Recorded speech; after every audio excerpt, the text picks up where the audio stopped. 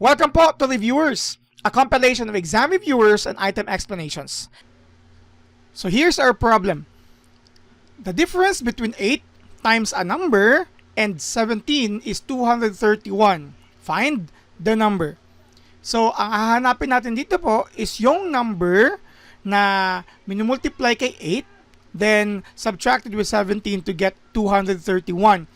Now, pwede namang i-guess and test dito or trial and error. You can always try that or use this mentally. But let me show you here a process in algebraic form so that po pwede nyo magamit sa situations like this soon o kung may magkaparehang item.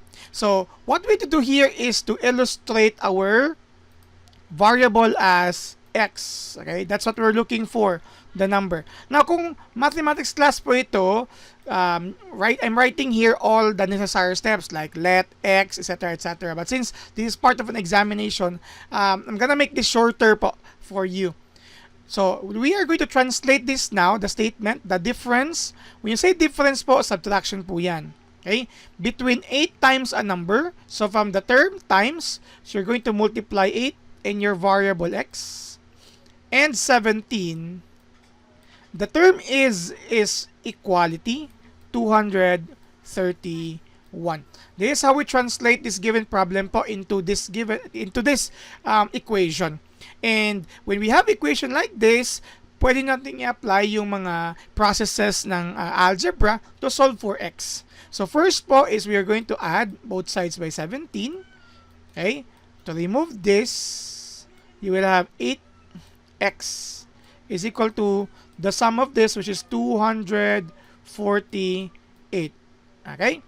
So we have 248 as the sum of 231 and 17. The next thing po is, since we're looking for x, we divide both sides here by 8.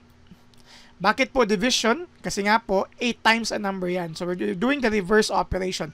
Kagaya ng kanina, minus 17, so we add 17 to remove that. So you have here 8. So our value of x is the ratio of 248 and 8. Let's assume po wala po akong calculator dito. So mental, or you can always mano-mano this one here. So cannot be. You have here 3. So 3 times 8 is 24. That's 0. 8, you have 1.